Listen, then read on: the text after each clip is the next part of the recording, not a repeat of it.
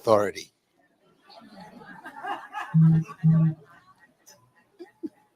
Number two, go and buy my book called The Power of Vision. Look at the last chapter. Number three, go and buy my book, Discovering Purpose. And look at chapter 4, 5, 6, and 7. Number 5, go and buy my book, Understanding Your Potential. All these books tell you how to find your destiny. But for the sake of those who don't like to read, I will give you 3 of the principles. Number 1, your purpose and your destiny is whatever makes you angry. That's your purpose and your destiny. Your anger is your purpose and your destiny. What do you mean, Dr. Monroe? Well, whatever makes you angry, you're supposed to fix. Everyone was born to solve a problem. Every time you see the problem, you become angry. No one else becomes angry, just you. That's a sign that that's your area of destiny. So go find your anger.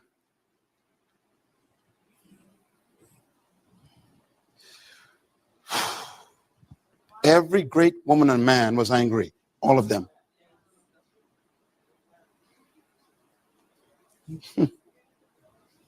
Hallelujah. Number 2, how do you find your destiny? What would you do for no paycheck? Let me say it another way. What would you do without compensation? What would you do if you never get paid to do it? That's your destiny. Because destiny doesn't work for money.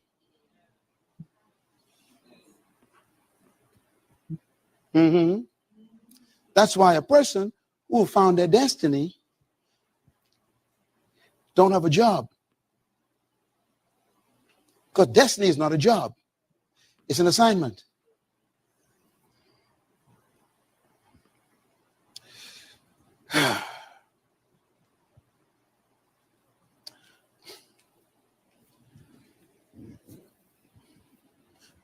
Bill Gates was talking to someone. They asked him, what is the key to your success? He said, I found something I love to do more than money. I love to invent things. It's my passion. And what I invent solves problems. Number 3, finally, what is your destiny? Your destiny is your passion. Every human has passion, but our culture hides it. Our culture says, pursue a career for paychecks,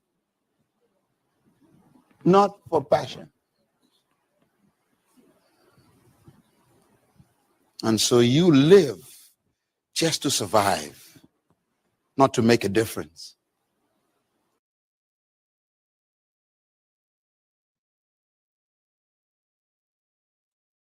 The all-new GoDaddy Aero helps you get your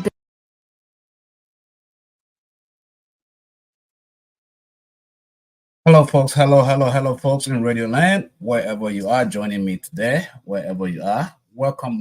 It's a beautiful day here in Studio Talk TV Media Network Sunday Gospel Hour, and also discussing issues for our healthy growth and living.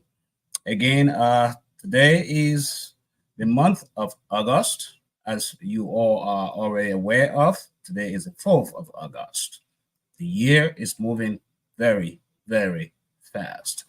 So welcome to the show. This is the day I always look forward to coming here and seeing you and chit chat and talk about the goodness of God and the things, just like you heard from our father right there, our mentor, the great legend that ever lived, Dr. Myles Munroe. May his soul rest in peace. That was Dr. Miles Monroe, talking about destiny. How do you find your purpose, your God-given destiny? But before you find your destiny, you have to choose. Even if you do find your destiny, you have to decide something, and that comes with choices. And of course, that is why I'm here today. This was a topic that I started last Sunday, and today will be the climax of this topic. Today, not destiny, choices. The choices we make in life, the significance of choices, the effect of choices, how they affect us, good or bad. That's what we'll be talking about today. Howbeit, I will give you guys one more song, a good gospel song here, Mountain Remover, and then we'll get the ball rolling for you. Until then, just sit back, enjoy. I'm going to have a very good dialogue here on this topic. Enjoy your song.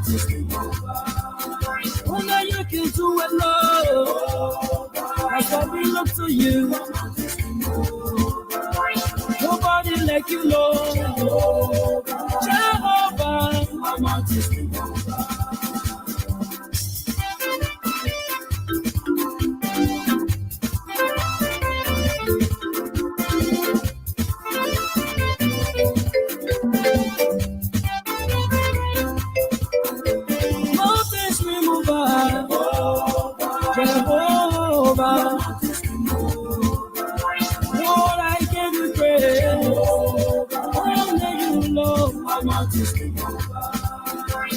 you can do it, Lord. That's why we look to you. Nobody like you, Lord. Jehovah, mountains remover. Jehovah,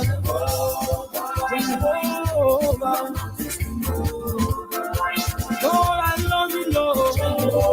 Wonderful God.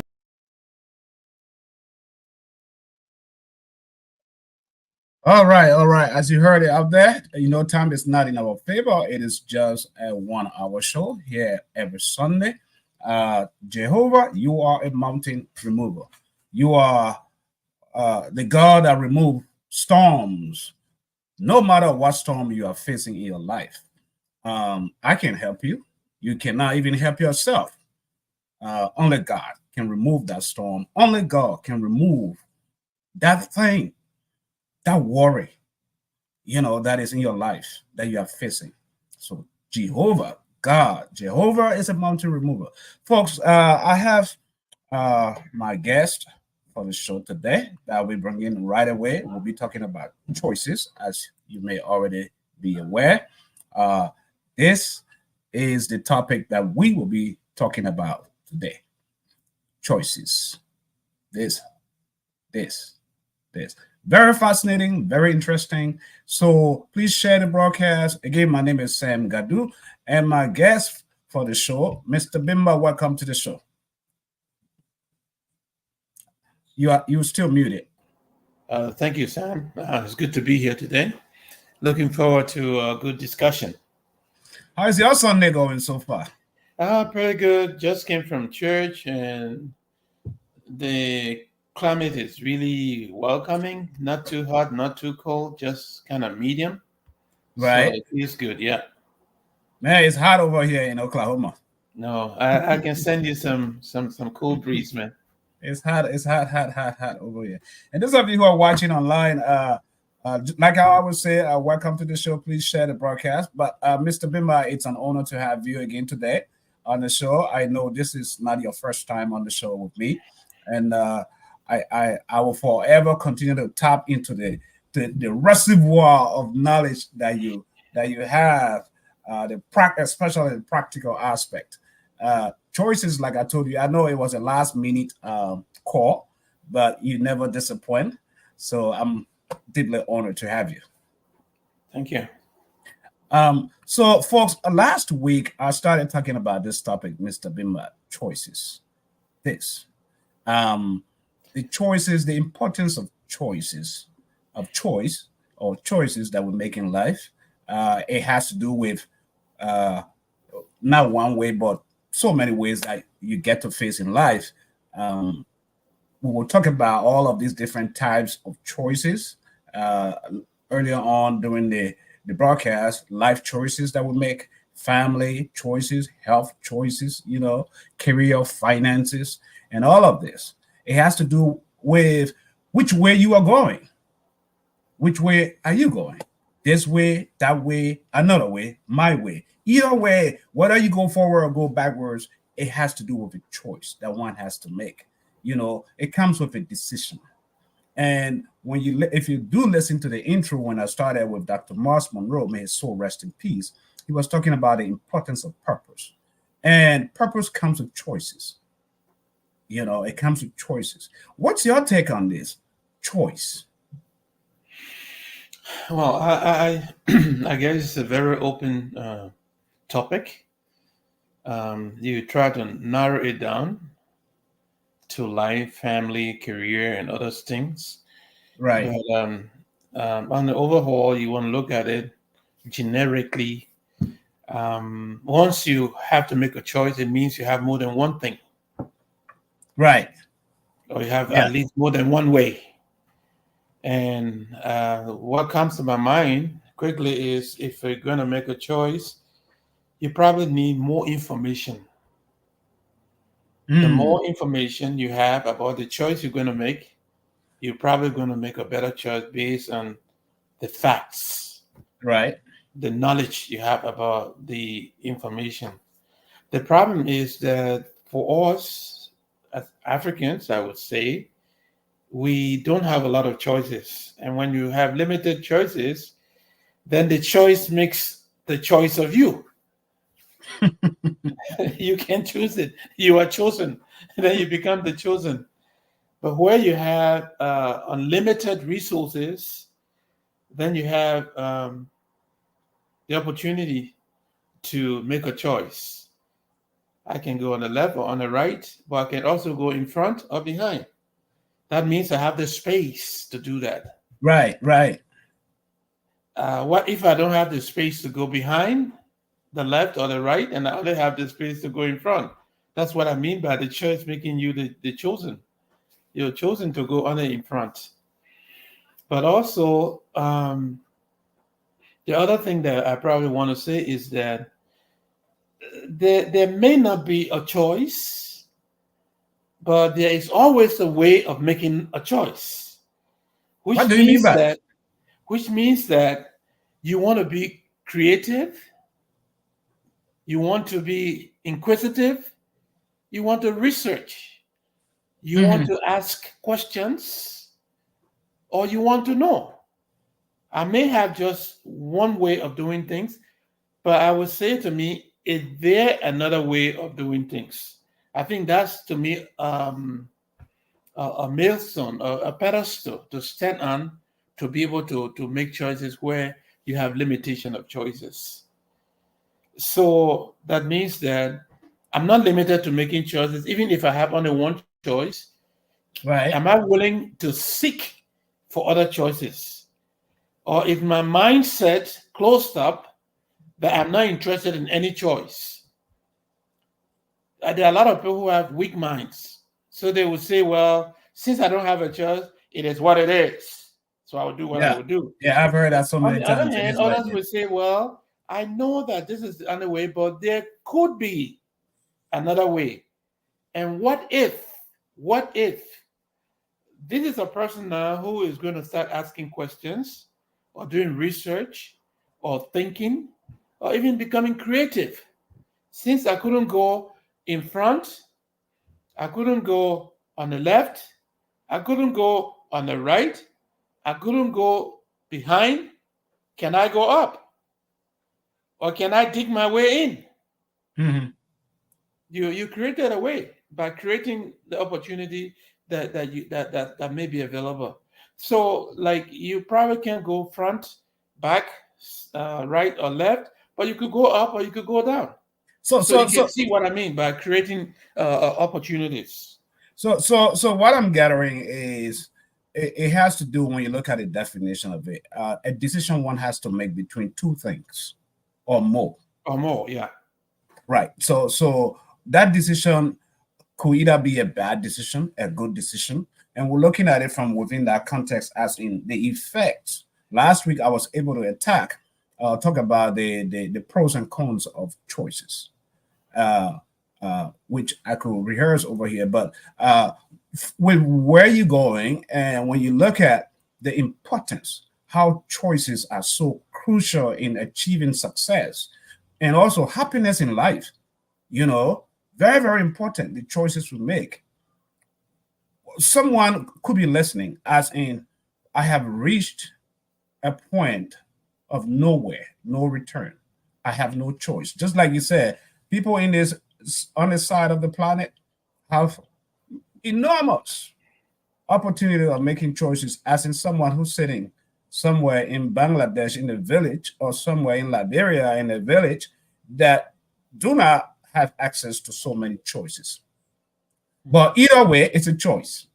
And I like the way you narrate, you open it up, as in, if you are limited with choices, you think out of the box, as in, you have to force yourself to do something.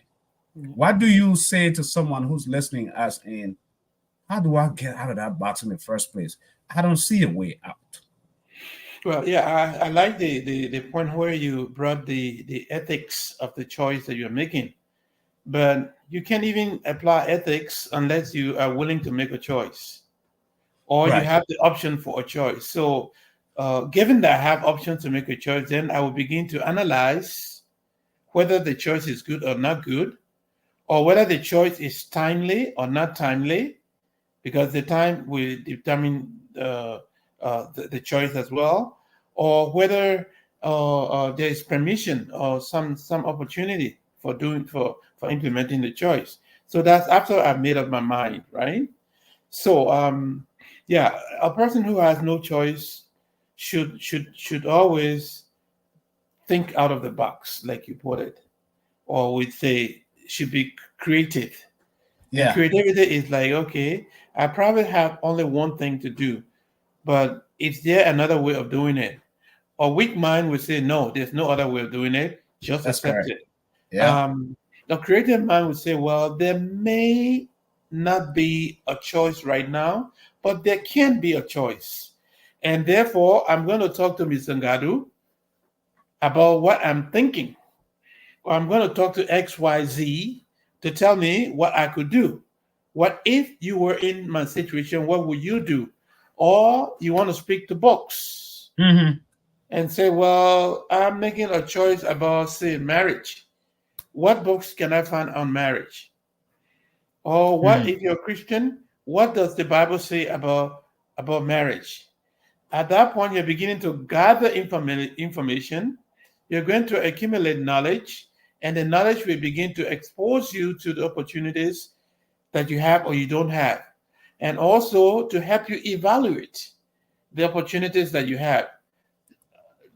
Like the Bible says, there is a way that seemeth right to man, but the end thereof is death. So there could be opportunities that may seem right, but the effect of them is not good. And sometimes such opportunities are easy ones and no brainers, but they lead you to trouble. Right. And going to the Bible, right? Going to the Bible, like you mentioned it. One thing I'm beginning to realize is when you look at the Bible, the context in which God speaks, everything that he has to do, that he has asked men to do, has to do with choices, the choices to make. In the beginning, God, even when he put Adam in a garden, he gives them a choice. And there are scriptures that talked about choose ye this day whom you will serve, life and death, choose life. And I was talking about that the other day, asking the beautiful thing about God is when he gives you a choice, a reason to choose between two things, he almost gave you the right thing, show you what to pick from the scriptures, but it's left with us to decide. After he shows you, it's like a teacher who is giving a student's test and say, this is the right answer, A is the right answer, but I will leave you alone to choose, to decide whether B or A, you decide, but there are consequences that comes with that, those choices, those decisions to make. How do you look at it from the biblical context? Well, I would say that God doesn't just give us choices. I think the choices come in context. For example, where you have choose ye this day whom you may serve, there was knowledge about God, and there was knowledge about other gods. Because the whom you may serve is indicative that there is other choice. Choose ye this day whom you may serve. And then the other context here is that the people to whom this question is exposed to have the choice of being the people of God. And they also have the choice of knowing the other gods that were around them. So they know that the God that they serve was one, the living God. So that's one fact. They also know that the God they serve, if obeyed, will bring blessings. Right. As opposed to the other gods who you have to work for and do for and don't even speak to you, who have ears but can't hear and have eyes cannot see. So the choice is brought within that context. Choose ye this day. Then there's also the history of how they got to this point where they're asked this question. Their God had brought them from Egypt. The God had crossed them the Red Sea. Their fathers told them of the things that happened. They were produced the manna. They were produced water in the desert. And you're asked to choose ye this day whom you may serve. So there is a context of the relationship between them and God. to say, well, you probably may be struggling as to how you make a choice, but remember what I've done for you. Are you going to choose God, or are you going to choose the created gods or the creator God? But what I'm trying to think between the lines, as in, what is God trying to do? Well, he's all powerful, all knowing. He could easily just say, he could easily just give us one choice, as in, don't give us the freedom to choose life and death, or choose this and this. He already knows what's good for us, right? So I'm trying to figure out, why can't he just say, this is the right thing for you? Go this way. This is the only path I have for you. Why you had to? Isn't God helping us to fall in some of these problems that we are falling into? You know, I wouldn't say that. I wouldn't say that. I'm just thinking. Let's go back to your point of purpose. Right. The purpose for creation is not just to exist as a machine, but the primary purpose of God is to have a relationship with us. Mm-hmm. And therefore, he created us in his image, like him. In other words, there are similarities in us that align with who God is. And one of the big things also we have to remember is that right. he gave us the willpower to choose. Now, what if you were going to marry everybody in the world, whether they like you or not, and you get married to them? Would you have a relationship? I don't think that would be a relationship. So you want to espouse to a girl or to a woman that you want to get married to and say, I want a relationship with you. Imagine the joy that you have if they say, yes, I want a relationship with you. It becomes a person to person. So God has a personality. Therefore, he wants a relationship with us. That's why he's giving us the opportunity to choose. The willpower to choose is part of the image of God that he puts in us. So he didn't put us without, like I said, you can make better choices when you have more information, when you have facts, when you have knowledge. Yeah. So God did not disable us to make us to just follow him. I have a cup of tea here. Mm-hmm. I can relate to this the best that I can because it doesn't have a well. It will not like me. I have to like it. So it's a one-way street. So if God were to make us a piece of matter to use, we would not choose him.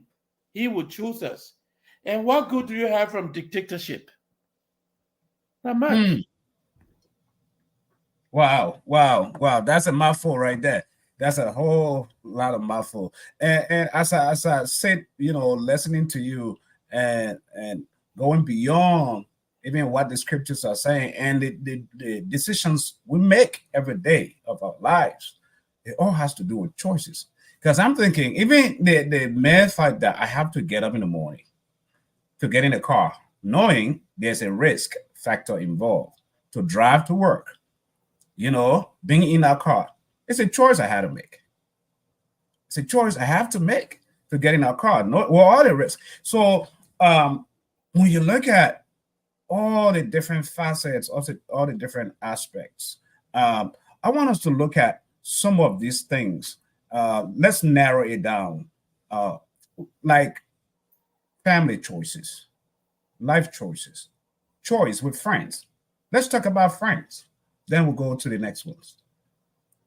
How do you choose your friend? What type of friends do you have? It's all about this.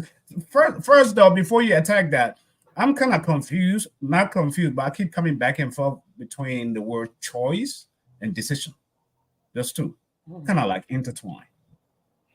Help me understand. You have a choice and you make a decision about the choice. One way to put it. But anyway, looking at friends. So, how do you choose good friends? How do you choose good friends? First of all, from biblical instruction, the Bible clearly talks about being unequally yoked with unbelievers. Right. And the resemblance of that information is, in the old days they used ox for drawing the plow.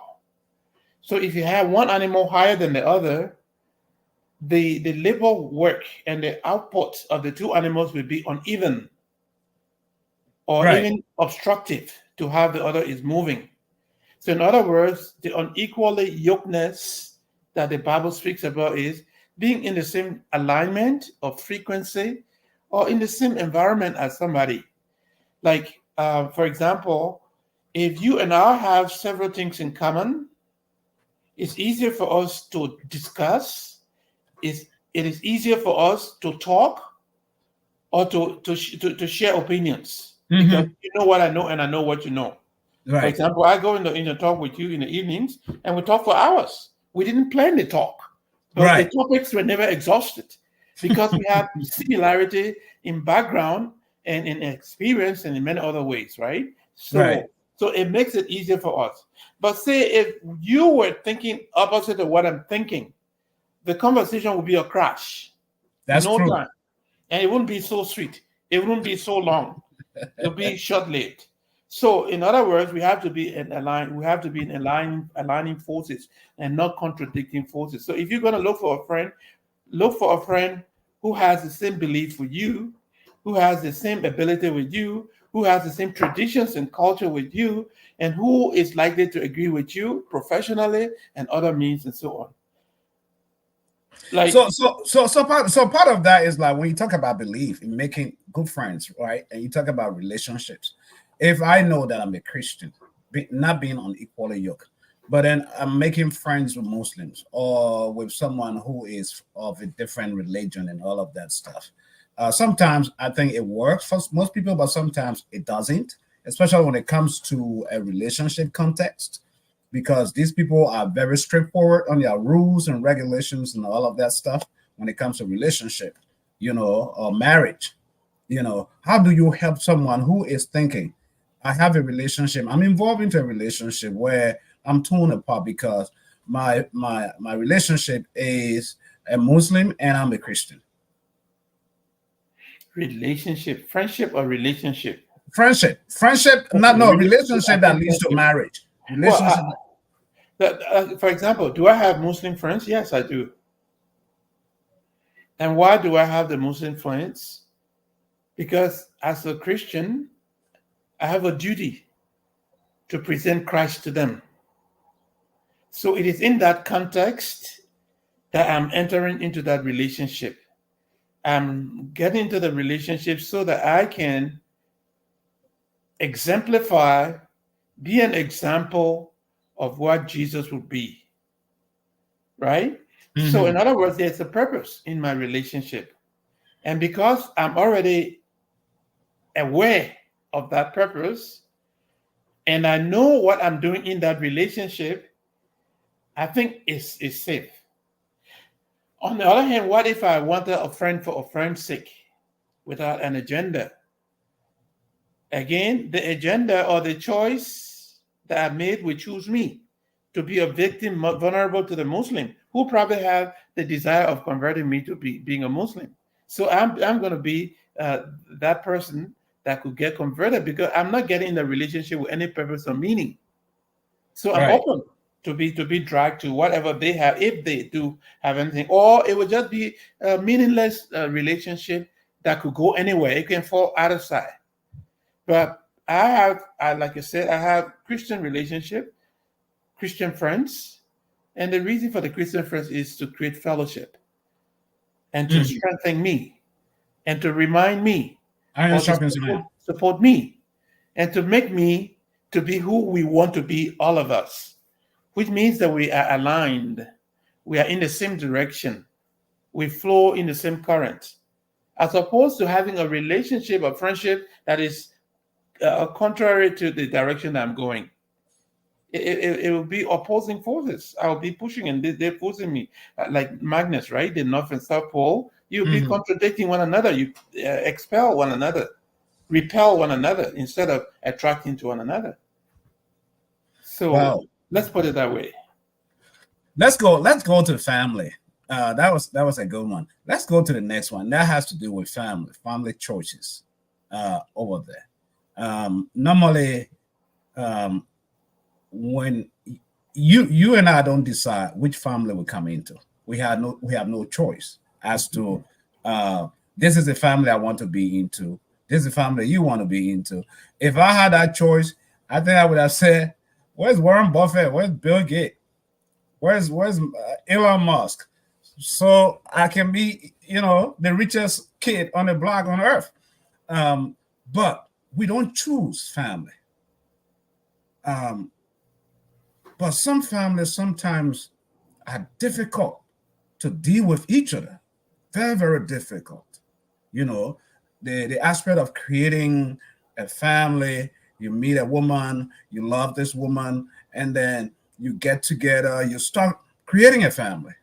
Children comes along, and it gets to a point as in things are not going as you expect, and it's all decision making, because when you say that, yes, I do, it's a decision that you had to make. It was a choice. When you met that woman and that woman met you, it was a choice. But at one point down the road, things are getting sour, or things have gotten bad to the extent that you realize you don't need to be in that marriage. You don't need to be in that relationship anymore, knowing that the consequences of your decisions, the choice that you have made, is going to affect so many. What do you do in that scenario? Well, I think there's no cookie cutter question you're asking. So I won't tell you what or what not to do specifically. I could only give us some guidelines as to how to manage that. First, let me say that someone said God's biggest problem is his relationship with humanity. If you read the book of the Bible from Genesis to Revelation, it's all about God and human beings. Right. They're together, they fall. They're together, they fall. They're together, they fall. Something happened. He wiped the word using the flood, and then sometimes fire, and sometimes other circumstances, illnesses, and so on. So there's a whole pack of things involved in relationship between even us and God. And then we come to family. The fundamental thing we need to know is that the family is an institution designed by God. Mm-hmm. And if we apply the principles of God, who is the manufacturer of that institution, we will have problems, but we'll have less problems. And if we deviate, when I say we, all the individuals involved in that institution deviate from that family, there is always going to be problems. Now, not forgetting that in that institution, we still have the will to choose and not to choose. Right. That's where the crisis, the crisis come in. That will.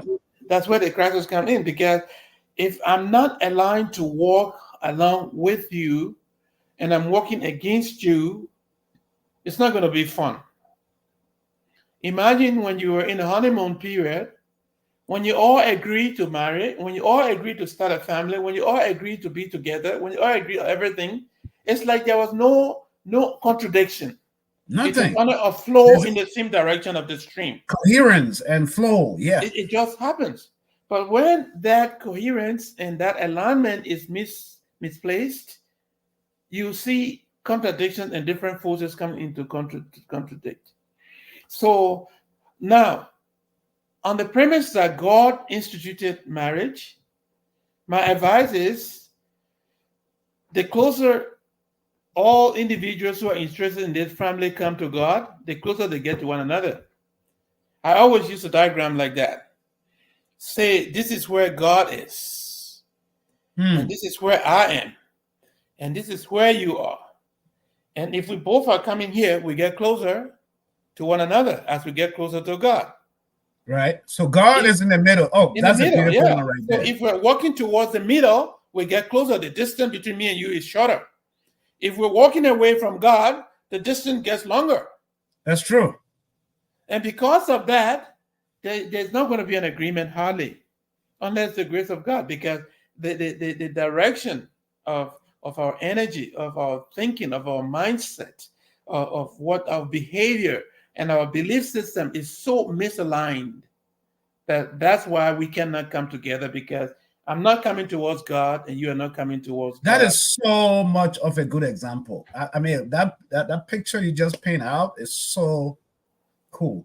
That, you know, God is in the middle, and both people, I am moving towards God, you moving towards God. The more we move towards God, the closer we get together, the better we become. Obviously, the better our family become everything.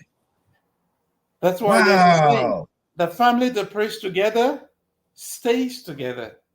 Well, it also means the family that is coming towards God. You see, here's another problem, right? Mm-hmm. We seek one another in a relationship of marriage, and people coming with hidden agendas, expectations that you didn't even know, and the prophet didn't even know themselves. But at some point, they feel liberated, or they see the opportunity to bring their agenda, and that's where the misalignment is going to start. Then you don't want to eat the same type of food that you used to eat anymore. But you used to eat. And you never had a problem with the type of food I used to eat. It was never an issue. But because the alignment and the direction was there. But when it's going that way, even the food, you almost reach your point where you're enemies in the same bed. But don't you think too that the friends that we have, normally I tell my children that you should be the one to choose your friends, and not your friends to choose you. Because if you let your friends choose you, they will control you. But choose the right friends that are best for you, to make you better, to sharpen you better. So is it because that maybe at a certain point in that marriage or in that lifestyle, the environment has its own role? The friends that you bring around you, they have their own impact into now this relationship that is drawing you away from God instead of bringing you closer to God. Well, you said that so well already. Like, as long as, say, for example, I think the Bible talks about us running the race and us carrying extra baggage in the race. I may want to come to this center where God is, but in coming there, I could pick up a baggage, which is the wrong type of friend, who is going to discourage my speed and my drive towards God. And while you are coming faster, it means that you're going to get closer to God before me. But because I have taken baggages in friendship and decisions and actions that I'm involved in, that's going to affect the relationship that we have, because we're not on the same speed or direction towards the central goal, the core interest that we both should have. So, I mean, it's convoluted. That's why I'm saying that this cannot be a cookie cutter answer where all the cookie cutter fits every where all the chips will just fall one time. But it's all difficult. It's very, very difficult. Relationship are God's greatest problem. But I think you answer it the right way, though. I like the answer you gave, which has to do with that picture, because God has to be in the center. The same God that was there. The same God that was there from the beginning, when everything was rosy, when everything was beautiful, when everything you never saw, oh, you step on my toe. You never saw, I can't believe you said that to me. You never saw that because God was there. Everything was fine, the provisions. But now, as you drew apart away from God, then the problems, you know, and the way the enemy magnifies those problems now. And it's very crucial at that stage, the kind of friends that you hung around, because they are there to just reinforce. Oh, I won't do that if I were you. I can't believe she did that to you. I can't believe, did he say that to you? When you're hearing these things, the negative, you know, the negatives, they will eventually take complete control. And this has to do with choices and the decisions we make within that. Those choices are very crucial from my perspective. You know, but time is going fast. I want us to take a quick break. Let's give our listeners a quick song here, Very, very quick. Let me bring that song on the stage, and then we will come back and wrap up, folks. Just bear with us. Where are you? Oh yeah.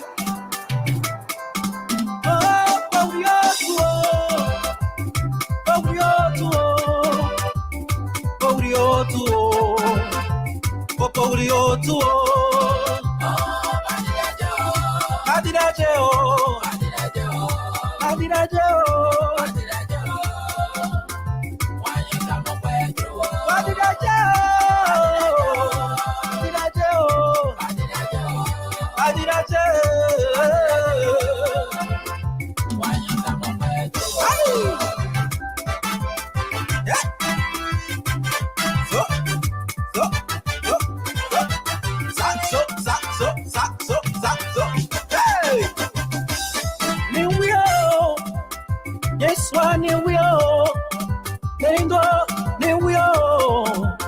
New wheel, hey, new wheel, just so new wheel, new wheel,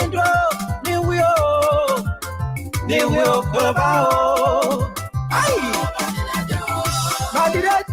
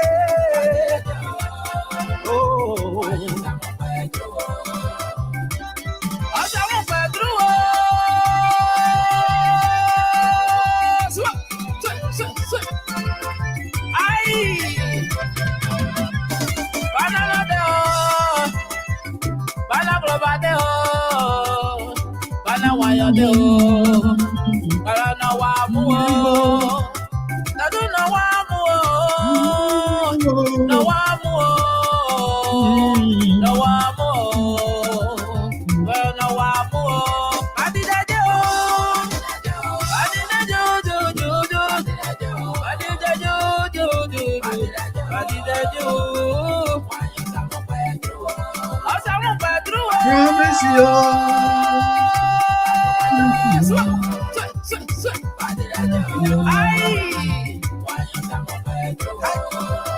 Hey. Oh yeah.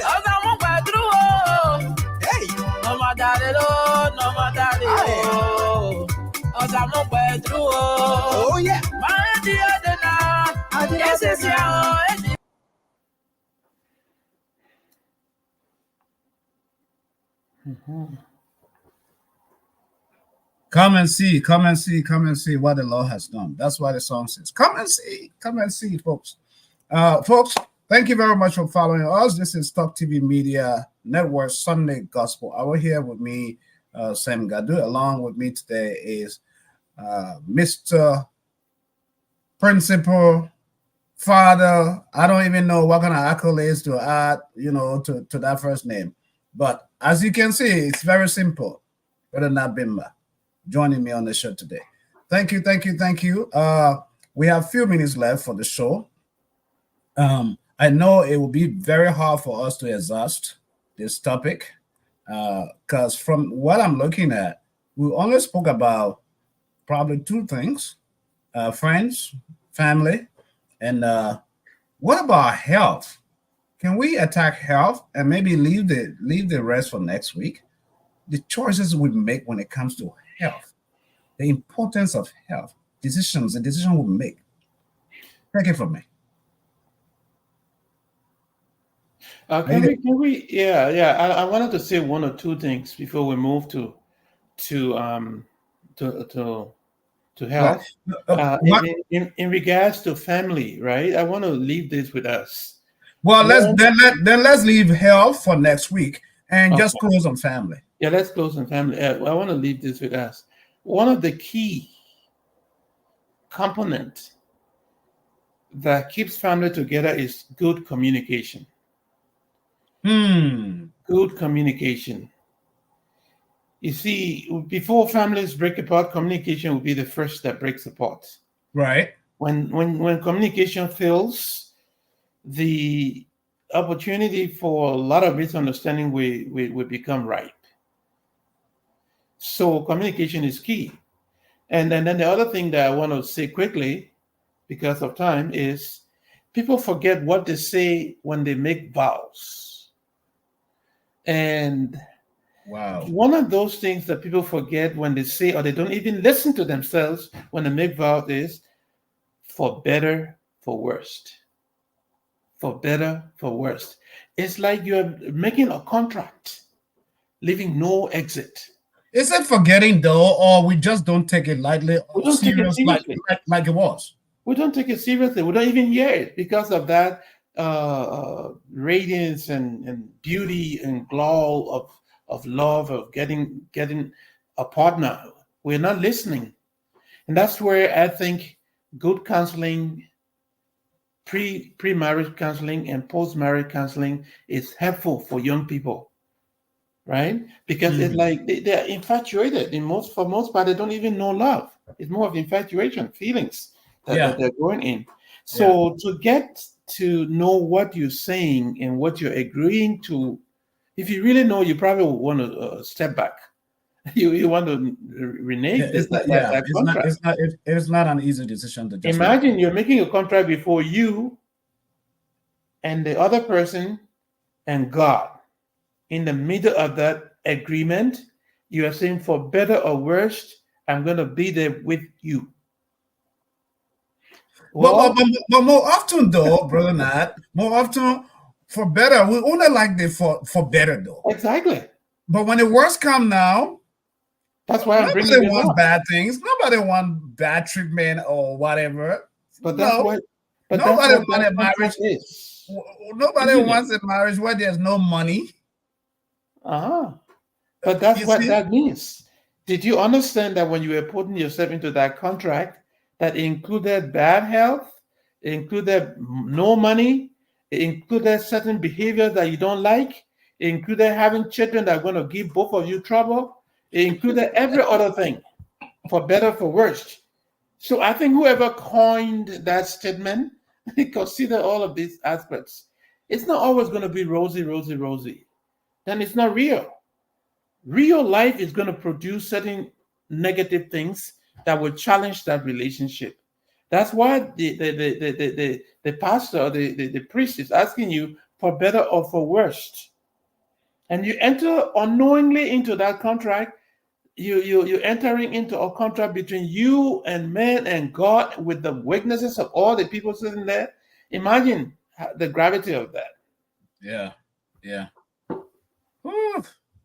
Man, a lot to talk about, man. That's yeah.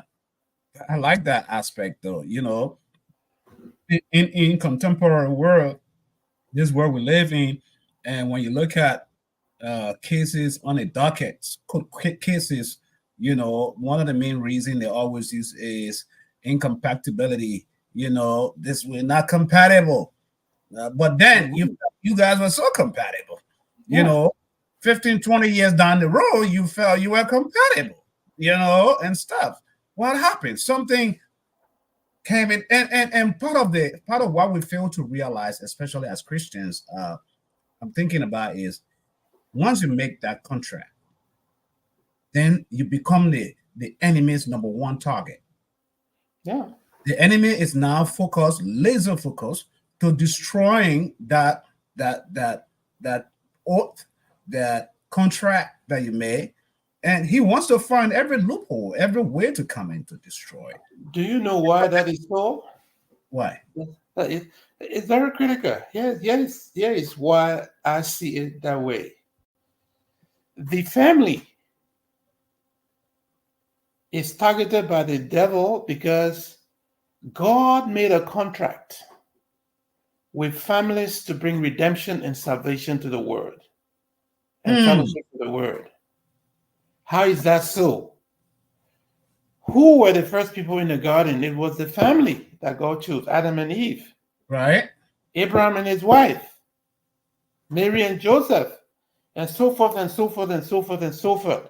So whatever God is doing, because he has given us the right of having dominion and control over the earth, Whatever God is going to do on earth, he's contracting the family, not the government, not the United Nations, not the Army of America, but it's the family that God is contracting to do what he wants to do on earth. So you want to destabilize any country, destroy the family, and you see you don't have a nation anymore. There where I was about to point out. So my understanding as you continue to talk about that, once the devil, the enemy, is able to cripple the family, he cripples every institution, he cripples the government, organizations, he cripples the church, and destabilize society.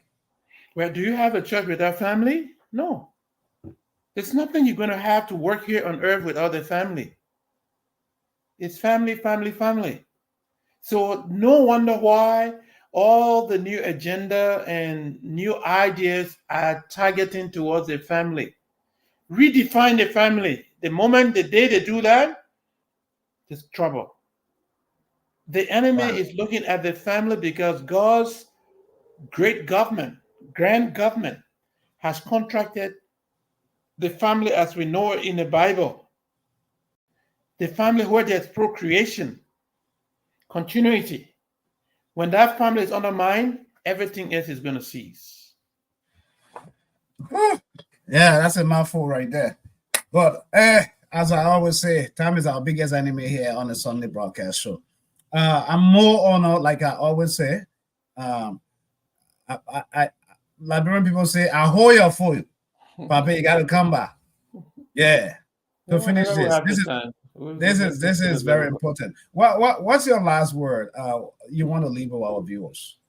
Well, I want to say to all of us that none of us immune to not having challenges, tests, and trials in all our relationships, including family, career, and so on. There are always going to be trials and temptations, but we never know how big our God is if we didn't have troubles and if we didn't have problems.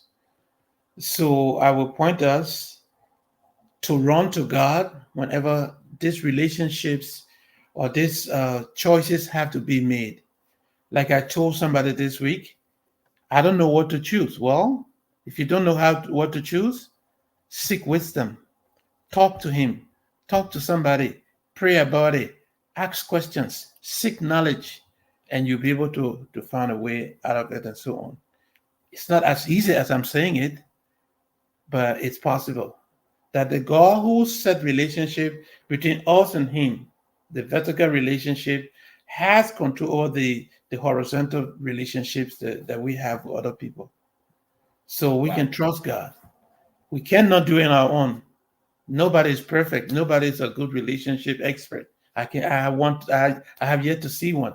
Like you said earlier, you would have chosen to be a Bill Gates' son. You know what the Bill Gates' son goes through? You probably wouldn't like it. You'd rather choose your old man Garu to go to the farm than to be where you catch your little frog and you're eating, you're happy, and there's no harassment. I'm telling you, man. You have no time to see your dad. You need an appointment to go see your dad because he's too busy. Okay. Folks, there you have it. There you have it. On the show, every good thing must come to an end. So those of you who joined us today online, thank you very much for joining us. We'll be here next week, Sunday, every Sunday at 2 p.m. Central Standard Time. That is 7 p.m. Liberian time. So save it on your calendars. This is where we bring you the gospel hour, where we get into the word, the social aspect, entertain you with good gospel music, every Sunday, just to chit chat, sometimes to discuss those things that pastors are not discussing on the pulpit. We love it. We love to have you here every Sunday. As you go through this week, I know some of you, most of you, if not, will be making a lot of decisions, a lot of choices, all of us. So my prayer to you is that you make the right ones for you and what benefits you and wherever God is leading you with life. So I leave you with this one song. Thank you very much. It says, Jesus is sweet. Jesus is sweet, and it's in Kisi.